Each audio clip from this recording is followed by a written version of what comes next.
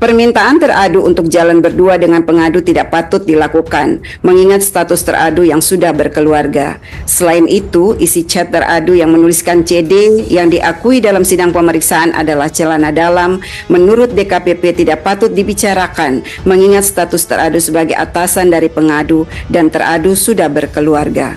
Dalam sidang pemeriksaan, pengadu mengaku pada malam hari tanggal 3 Oktober 2023, pengadu dihubungi teradu untuk datang ke kamar hotelnya. Pengadu kemudian datang ke kamar hotel teradu dan berbincang-bincang di ruang tamu kamar teradu. Dalam perbincangan tersebut, teradu merayu dan membujuk pengadu untuk melakukan hubungan badan. Pada awalnya, pengadu terus menolak, namun teradu terus memaksa. Saya ulangi, namun teradu tetap memaksa pengadu untuk melakukan hubungan badan.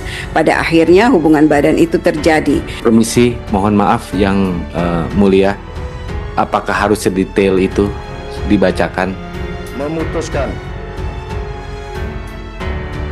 menjatuhkan sanksi pemberhentian tetap kepada teradu Hasyim Asyari selaku Ketua Merangkap Anggota Komisi Pemilihan Umum terhitung sejak putusan ini dibacakan. 4.3.2.2 bahwa pengadu mendalilkan teradu tidak menjaga asas profesionalitas dan melanggar prinsip proporsional dan profesional sebagaimana dalil pada angka 4.1.2. Berkenaan dengan dalil aduan pengadu bahwa teradu mengirimkan informasi yang bersifat rahasia, terungkap fakta dalam sidang pemeriksaan pada saat komunikasi intens antara teradu dan pengadu pada tanggal 6 Agustus 2023, teradu mengirimkan pesan terusan forward sesuai bukti P6.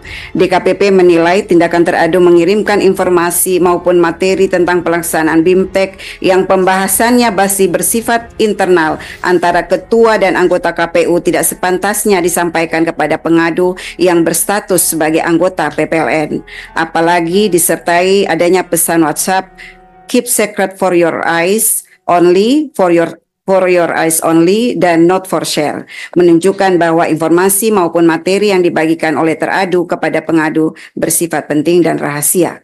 Terungkap pula fakta dalam sidang pemeriksaan. Dalam komunikasi intens tersebut, teradu mengajak pengadu jalan berdua di sela-sela acara BIMTEK di Den Haag, bukti P7. Terjadi juga komunikasi intens antara teradu dan pengadu melalui WhatsApp pada tanggal 12 Agustus 2023, vide bukti P13. Dalam komunikasi tersebut, pengadu meminta tolong kepada teradu agar pada saat kunjungan ke Belanda membawakan barang pengadu yang ketinggalan di Jakarta. Kemudian teradu menyanggupi permintaan pengadu dan mengirimkan daftar barang titipan pengadu berupa 1 rompi PPLN, 1 potong baju, 1 potong CD, dan 2 peks cuimi. Terhadap pesan tersebut, pengadu menanyakan apa yang dimaksud dengan CD, padahal barang tersebut tidak termasuk barang yang dititipkan oleh pengadu. Teradu menjawab dengan nada bercanda, "Oh maaf, keselip." Bukti P13. Terhadap fakta tersebut, DKPP menilai tindakan teradu tidak dibenarkan menurut etika penyelenggara pemilu. Teradu terbukti menyisipkan kepentingan pribadi dalam melaksanakan tugasnya. Permintaan teradu untuk jalan berdua dengan pengadu tidak patut dilakukan, mengingat status teradu yang sudah berkeluarga. Selain itu, isi chat teradu yang menuliskan CD yang diakui dalam sidang pemeriksaan adalah celana dalam, menurut DKPP tidak patut dibicarakan, mengingat status teradu sebagai atasan dari pengadu dan teradu sudah berkeluarga. Apalagi dalam pesan pengadu kepada teradu tidak ada titipan berupa CD untuk dibawa ke Belanda. Berkenaan dengan dalil aduan pengadu bahwa teradu memaksa melakukan hubungan badan, terungkap fakta dalam sidang pemeriksaan bahwa pada tanggal 2 sampai dengan 7 Oktober 2023 dilaksanakan kegiatan BIMTEK PPLN di Den Haag. Pada kegiatan tersebut teradu hadir pada tanggal 3 Oktober 2023 dan menginap di Hotel Van der Valk, Amsterdam, Belanda. Bahwa dalam sidang pemeriksaan pengadu mengaku pada malam hari tanggal 3 Oktober 2023 pengadu dihubungi teradu untuk datang ke kamar hotelnya. Pengadu kemudian datang ke kamar hotel teradu dan berbincang-bincang di ruang tamu kamar teradu. Dalam perbincangan tersebut, teradu merayu dan membujuk pengadu untuk melakukan hubungan badan. Pada awalnya pengadu terus menolak, namun teradu terus memaksa. Saya ulangi, namun teradu tetap memaksa pengadu untuk melakukan hubungan badan. Pada akhirnya hubungan badan itu terjadi.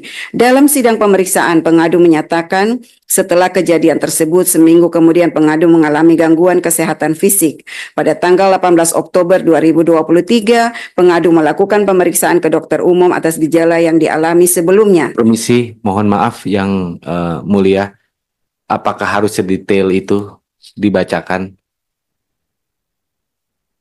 Terima kasih. Saya lanjutkan.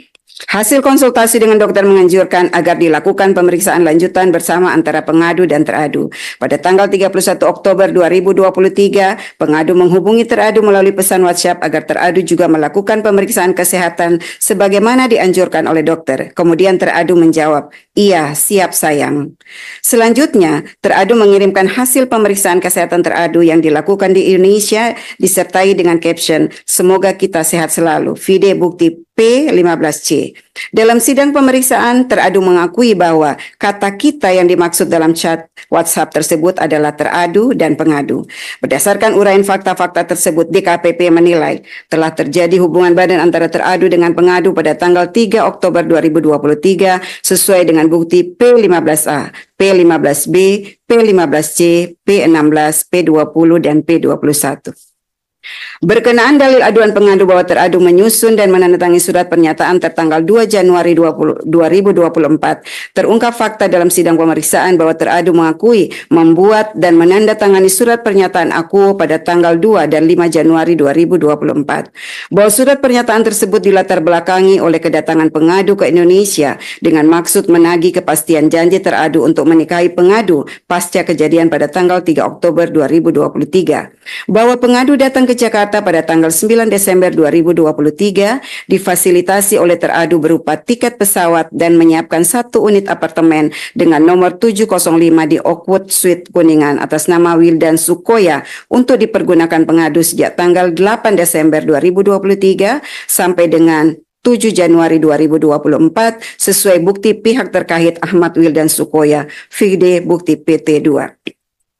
Akan tetapi pengadu tidak mendapatkan jaminan kepastian dari teradu sehingga pengadu meminta teradu untuk membuat surat pernyataan tertulis di atas materai yang pada pokoknya berisikan janji teradu kepada pengadu. Terhadap fakta-fakta tersebut, DKPP menilai bahwa tindakan teradu membuat surat pernyataan yang berisi janji-janji kepada pengadu layaknya prenuptial agreement atau kesepakatan jaminan suami istri merupakan tindakan yang tidak patut dilakukan oleh teradu. Tindakan teradu membuat surat pernyataan tersebut sangat relevan dengan peristiwa yang terjadi pada tanggal 3 Oktober 2023 di Hotel Van der Valk, Amsterdam, Belanda. Selanjutnya, berkenaan dengan dalil bahwa teradu menyalahgunakan jabatan, wewenang, dan fasilitas negara untuk kepentingan pribadi, terungkap fakta dalam sidang pemeriksaan bahwa benar teradu menggunakan kendaraan dinas milik teradu untuk kepentingan pribadi mengantar dan menjemput pengadu di luar tugas kedinasan pada saat pengadu berada di Jakarta.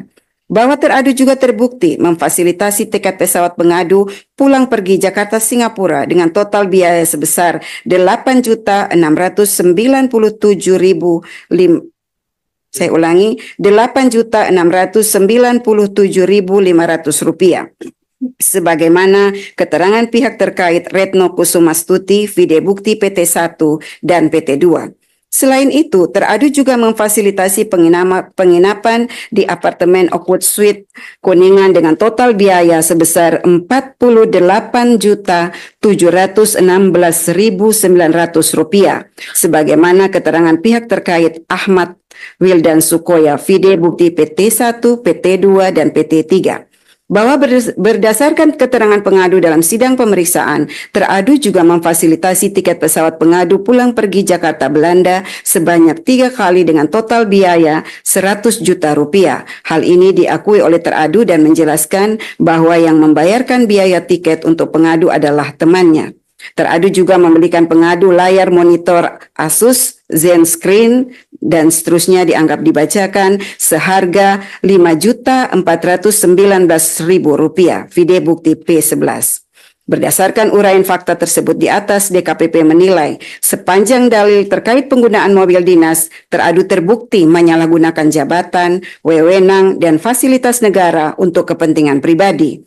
Sedangkan terkait dengan uang yang digunakan teradu untuk memfasilitasi pengadu bukan bersumber dari keuangan negara. Namun demikian, fasilitasi yang diberikan teradu kepada pengadu membuktikan dan meyakinkan DKPP adanya hubungan pribadi yang bersifat khusus antara teradu dengan pengadu, mengingat fasilitasi serupa tidak diberikan teradu kepada penyelenggara pemilu yang lain. Berdasarkan seluruh uraian pertimbangan di atas, DKPP berpendapat dalil pengaduan pengadu sepanjang pada angka 4.1.2 terbukti dan jawaban teradu tidak meyakinkan DKPP. Teradu terbukti melanggar ketentuan pasal 6 ayat 1, pasal 6 ayat 2 huruf A dan C, pasal 6 ayat 3 huruf E dan F, pasal 17 ayat 1, pasal 10 huruf A, pasal 11 huruf A, pasal 12 huruf A, pasal 15 huruf A dan huruf D, pasal 16 huruf E, dan pasal 19 huruf F, Peraturan DKPP nomor 2 tahun 2017 tentang Kode Etik dan Pedoman Perilaku Penyelenggara Pemilu. 4.4. Menimbang dalil pengadu selebihnya, DKPP tidak relevan untuk mempertimbangkan. 5. Kesimpulan. Berdasarkan penilaian atas fakta persidangan sebagaimana diuraikan di atas, setelah memeriksa keterangan pengadu, jawaban dan keterangan teradu, membaca dan mempelajari kesimpulan tertulis pengadu dan teradu, membaca dan mendengar keterangan saksi ahli pengadu, memeriksa dan mendengar keterangan pihak terkait, dan memeriksa bukti-bukti dokumen yang disampaikan pengadu, teradu, dan pihak terkait, DKPP menyimpulkan bahwa 5.1. DKPP berwenang mengadili pengaduan pengadu. 5.2. Pengadu memiliki kedudukan hukum legal standing untuk mengajukan pengaduan akuo. 5.3. Teradu terbukti melakukan pelanggaran kode etik dan pedoman perilaku penyelenggara pemilu. Berdasarkan pertimbangan dan kesimpulan tersebut di atas. Bismillahirrahmanirrahim. Memutuskan. 1. Mengabulkan pengaduan pengadu untuk seluruhnya. 2. Menjatuhkan sanksi pemberhentian tetap kepada teradu Hasyim Asyari selaku Ketua Merangkap Anggota Komisi Pemilihan Umum terhitung sejak putusan ini dibacakan. 3. Presiden Republik Indonesia untuk melaksanakan putusan ini paling lama 7 hari sejak putusan ini dibacakan. Dan 4. Memerintahkan Badan Pengawas Pemilihan Umum untuk mengawasi pelaksanaan putusan ini.